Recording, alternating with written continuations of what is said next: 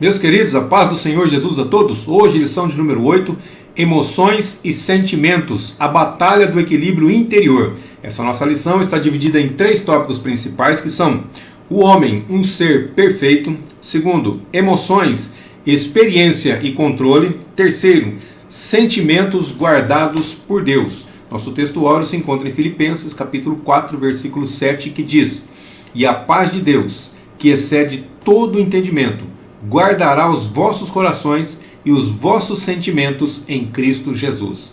A verdade prática diz que, acima de todo e qualquer método humano, nós devemos confiar em Deus, o único que pode nos dar a verdadeira paz e guardar os nossos sentimentos. As palavras-chave são emoções e sentimentos. Primeiro tópico, o homem, um ser afetivo. Primeiro subtópico, propósitos do estudo. Então, existe um agravamento da crise de saúde mental geral no mundo inteiro. Depressão, ansiedade, elas são os que mais crescem. Então, uma compreensão correta do ser humano é fundamental para uma vida equilibrada. Isso inclui entender o quê? O que são emoções e sentimentos e como podem e devem ser geridos. Segundo, qual a conexão existente entre o que pensamos e o que sentimos? Terceiro, qual a relação desses fenômenos com a vontade e as decisões humanas? Então, pensar, sentir, desejar, agir, nada em nós deve estar fora do propósito de amar a Deus, de servir a Deus e de adorar a Deus. O Salmo 103, verso 1 diz assim: bendize, ó minha alma, ao Senhor, e tudo que há em mim, bendiga o seu santo nome. Também Marcos capítulo 12, versículo 30 vai dizer assim: amarás, pois, ao Senhor teu Deus de todo o teu coração, de toda a tua alma, e de todo o teu entendimento, e de todas as tuas forças. Este é o primeiro mandamento. Aí entra o segundo subtópico, que fala sobre afetividade, emoções e sentimentos. Afetividade é a capacidade de sentir e de demonstrar emoções e também sentimentos. E esses processos eles envolvem tanto o nosso corpo quanto a nossa alma. O Salmo 31, verso 9 diz assim: tem misericórdia de mim, ó Senhor, porque estou angustiado. Consumidos estão de tristeza os meus olhos, e a minha alma e o meu ventre. E também agora vamos falar sobre o Espírito. Aqui falou sobre o corpo e sobre a alma, né? Então João capítulo 13, versículo 21 diz assim: tendo Jesus dito isto, turbou-se em espírito. Então os sentimentos estão intrínsecos no ser humano, tanto no espírito, como na alma, como no corpo. Lucas 1,47 também repete dizendo assim: o meu espírito se alegra em Deus, meu Salvador. Então, reafirmando ou confirmando, espírito, alma e corpo tem sentimentos. Então a Bíblia nos mostra que nós somos seres completos, corpo, alma e espírito, e que as emoções e sentimentos fazem parte da nossa natureza que foi criada por Deus. Nós podemos entender melhor assim: primeiro, emoções são reações rápidas e geralmente acontecem sem a gente pensar. Sem que a gente pense, as emoções elas acontecem. Por exemplo, quando nós sentimos medo, quando nós sentimos alegria, é tudo de repente. E os sentimentos eles são mais duradouros, eles nascem das emoções. Então, primeiro as emoções, depois os sentimentos. Eles nascem das emoções, mas permanecem por mais tempo e são percebidos de forma mais consciente. Por exemplo, quando sentimos gratidão, quando sentimos solidão. Então a principal diferença é que a emoção passa rápido, tem pouca duração, e é intensa, é coisa grande, mas passa rápido. O sentimento ele é menos intenso, mas ele pode perdurar bastante tempo. Mateus 26, 38 diz assim: então lhes disse, a minha alma está cheia de tristeza até a morte. Ficai aqui e velai comigo. Olha aqui um sentimento da alma, tristeza, um sentimento da alma. Romanos 9,2: que tenho grande tristeza e contínua dor no meu coração. Então, como cristãos, nós precisamos aprender a lidar com as nossas emoções e também com os nossos sentimentos, buscando o quê? Equilíbrio através da palavra de Deus e da ação do Espírito Santo na nossa vida.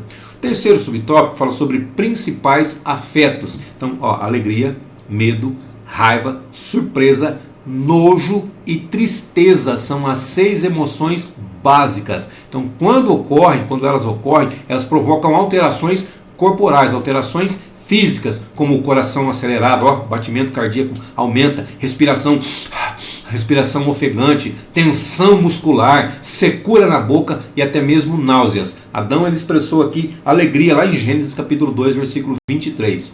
E disse Adão: esta é agora osso dos meus ossos e carne da minha carne. Esta será chamada mulher, porquanto do homem foi tomada. Imagina, Adão, a mulher havia acabado de ser criada e ser colocado diante dele, ele já virou poeta aqui. Essa é agora osso dos meus ossos, carne. Imagine a alegria que ele ficou. Então, depois do pecado, então primeiro ele ficou alegre, agora houve o pecado. Então, depois do pecado, eles experimentaram outros sentimentos, como a vergonha e o medo, que são emoções negativas. Então, as reações externas imediatas foram o quê? Percepção da nudez. A outra emoção, cobertura do corpo e também se esconder de Deus. Olha só, Gênesis capítulo 3, versículos de 7 a 10, eu vou ler só o 7 e o 8, tá? Então foram abertos os olhos de ambos e conheceram que estavam nus, e coseram folhas de figueiras e fizeram para si aventais, se vestiram. Reconheceram que estavam nus, se vestiram. Versículo 8. E ouviram a voz do Senhor que passeava no jardim pela viração do dia. 18 horas é a viração do dia, tá?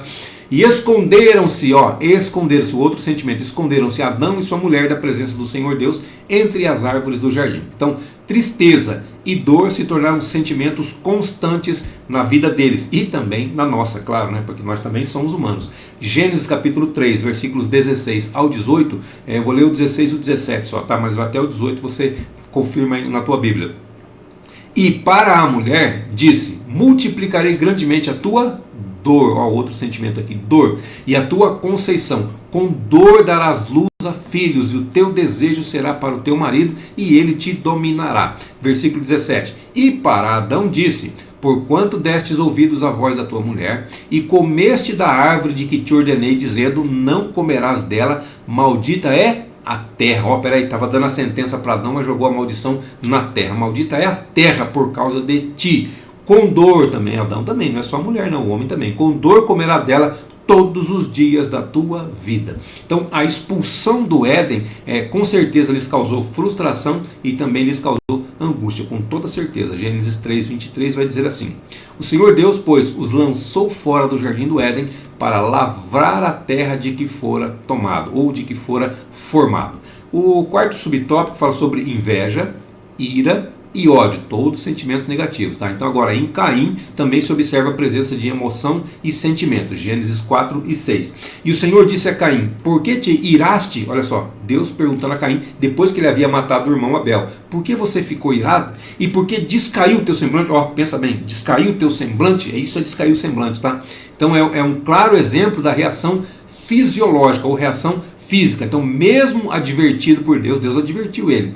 Aí, o que aconteceu? Ele permitiu que a emoção se transformasse em um sentimento de ódio. Então, ele ficou emocionado, agora ele deixou... lembra que a emoção passa rápido? Aí se transformou em um sentimento de ódio. Gênesis 4:8. E falou Caim com seu irmão Abel, e sucedeu que, estando eles no campo, se levantou Caim contra seu irmão Abel e o matou. Perdão, mas eu falei aqui eu falei que depois que ele havia... que ele havia matado o irmão, na verdade ele matou o irmão depois, tá? Aqui em Gênesis 4:6, Deus está perguntando por que ele se irou, é referente à oferta dele que Deus não havia recebido, tá? Só para ficar claro. Então, outros sentimentos negativos como a culpa e o medo acompanhariam Caim por toda a vida, não só Caim, mas todos os seres humanos no geral. Gênesis 4, versículos 10, 13 e o 14, eu vou ler só o 14 aqui, tá? Mas leio o 10 e o 13 também. 14. Eis que hoje me lanças da tua face, e da tua face me esconderei, e serei fugitivo e também vagabundo. O que é vagabundo, irmão? Cuidado com a palavra vagabundo, que ela não é o que a gente pensa, o que a gente imagina, não, tá? A pessoa que não gosta de trabalhar, não, vagabundo aqui significa que anda sem destino, que anda sem rumo. Então, ele vai se esconder da face de Deus, ele vai ser fugitivo e ele vai andar sem destino também na terra. E será que todo aquele que me achar me matará? Olha a preocupação dele era consigo mesmo. Ele nem se preocupou pelo fato de ter matado o irmão, nem se arrependeu. Entendeu o negócio aqui? O resumo desse tópico diz que a afetividade humana, que inclui emoções e sentimentos, é uma capacidade criada por Deus de sentir e também de demonstrar afetos. Então, muitas vezes nós sentimos e demonstramos e colocamos para fora. Às vezes nós sentimos e guardamos para nós. E às vezes, quando o negócio é muito forte, faz até mal para nós. Então é muito bom expressarmos os sentimentos, colocar para fora os sentimentos. O segundo tópico fala sobre emoções, experiência e também controle. Então, reações instintivas, que são emoções fora do controle humano, elas não são pecados em si mesmas, cuidado, tá? Mas é nossa responsabilidade decidir como nós vamos agir diante disso. Então, a frase de Paulo, irai-vos e não pequeis, lá em Efésios 4:26, ela expõe essa verdade, tá? Então, permanecer irado é o mesmo que dar lugar ao diabo. Então, ó, irai-vos, mas não pequeis. Então, peraí. Nós temos todo o direito de ficar irado, mas nós não temos o direito de pecar. Ah, porque eu estava nervoso, porque eu estava irado, porque eu estava... Não, isso não é desculpa para ninguém. Isso não. Paulo está dizendo, vocês têm todo o direito de ficar irado, mas nenhum direito de pecar por conta disso. Então, permanecer irado é o mesmo que dar lugar ao diabo. E lá em Efésios 4, no versículo 27, ou seja, no próximo versículo ele já diz, não deis lugar ao diabo. Então, irai-vos e não pequeis. Não deis lugar ao diabo. Por quê? Porque permanecer irado é dar lugar ao diabo. Então a ira, ela jamais deve ser cultivada, independente da situação, independente do caso. Então Efésios 4:31, Paulo vai dizer que nós devemos nos livrar de toda a amargura, de toda ira e de toda cólera. Então assim, admite-se a ira como emoção. Nós entendemos que ela é uma emoção, mas não como sentimento. Então, como emoção, nós podemos até admiti-lo. Pode até ficar irado, mas como sentimento não. Como algo passageiro, sim. Como algo duradouro, negativo. Então, o verdadeiro cristão, ele não pode alimentar emoções ruins. Colossenses 3, do 5 ao 8. Eu vou ler só o 5 e o 6, tá? Mortificai, pois, os vossos membros que estão sobre a terra, a fornicação, a impureza, a afeição desordenada, você vai ter outra tradução na sua Bíblia aí talvez, a vil concupiscência e a avareza, que é idolatria. Então, ó, falou 5 coisas, né? Pelas quais coisas vem a ira de Deus sobre os filhos da desobediência. Então, por essas coisas, fornicação, impureza, afeição desordenada, vil concupiscência e avareza, por essas coisas vem a ira de Deus sobre os filhos da desobediência. Quem são os filhos da desobediência? São os filhos que desobedecem. Então, dizer, eu sou assim mesmo, eu já nasci assim, vou morrer assim, negativo, irmão, ó, para justificar emoções e permanecer do mesmo jeito, eu sou assim e vai querer permanecer do mesmo jeito. O que é isso? Isso significa que você está negando a eficácia de Cristo, a eficácia da obra de Cristo, o poder que o sangue de Cristo tem na nossa vida. Eu sou assim mesmo. Então o poder de Jesus, o poder do sangue de Cristo não tem nada na sua vida, não tem nenhum poder de mudar, de transformar a sua vida. Negativo. Então nós temos que realmente mudar. Vou mudar por mim mesmo? Não, nós vamos mudar por Ele. Ele que vai fazer essa transformação se nós dermos lugar para Ele trabalhar na nossa vida. Romanos 8,13 diz, porque se viverdes segundo a carne, morrereis. Mas, se viverdes pelo Espírito, mortificareis as obras do corpo e vivereis. Segundo aos Coríntios capítulo 5, versículo 17. Também vai falar alguma coisa semelhante a isso, tá? Aqui eu acabei de ler Romanos 8,13. O segundo subtópico fala sobre emoção e pecado. Então, o fato de uma emoção ser instintiva, ela não retira o seu caráter pecaminoso. Raiva, inveja, tristeza e outras emoções repetidas podem ser expressões de pecados enraizados no coração. Nabal, por exemplo, era um personagem soberbo, mal-humorado e também ingrato. 1 Samuel, capítulo 25, versículos 10 e 11. E Nabal respondeu aos criados de Davi e disse, quem é Davi? E quem é o filho de Jessé? Aí versículo 11. Tomarei eu, pois, o meu pão e a minha água, e a carne das minhas reses que degolei para os meus tosqueadores, e o daria a homens que eu não sei de onde vêm. Isso aqui quando Davi estava fugindo, ele enviou homens a Nabal para pedir uma oferta, para alguma coisa para que eles pudessem comer. E a resposta de Nabal foi essa daí, completamente insensata, irada, sem pensar. Agora, a sua insensatez custou o quê? A sua vida, ficou caro para ele. 1 Samuel 25, versículos 36 ao 38 vai dizer assim. Sucedeu, pois, 36, eu vou ler só o 36 e o 38, tá? Sucedeu, pois, que pela manhã, estando Nabal já livre do vinho, sua mulher lhe deu a entender aquelas coisas, e se amorteceu o seu coração, e ficou ele como pedra. O coração dele ficou como pedra, ficou duro. Aí o versículo 38. E aconteceu que, passado quase 10 dias, feriu o Senhor a Nabal, e este morreu. Então, a insensatez dele custou a própria vida. Então, um coração altivo, ele é propenso a emoções negativas e sentimentos facciosos. Vamos dizer o que é facção. Facção significa divisão. Então, sentimentos de divisão. Então, dividir não é uma coisa boa também, a não ser que for alguma coisa, a não ser que for dinheiro, eu vou dividir a alimentação. O resto, fazer panelinha, não é correto. Provérbios 13:10 vai dizer assim, da soberba só provém a contenda, mas com os que se aconselham se acha a sabedoria. Então, soberba produz contenda. Se aconselhar, produz sabedoria. Receber conselho produz sabedoria. Aconselhar produz sabedoria. Então, como Davi, nós devemos rogar a Deus que nos livre da soberba. Salmo 19, verso 13. Também da soberba guarda o teu servo, para que se não assenhoreie de mim, para que ela não se torne o meu senhor, para que a soberba não venha tomar conta da minha vida. Então serei sincero e ficarei limpo de grande transgressão. Aí entra o terceiro subtópico que fala sobre o aspecto positivo das emoções.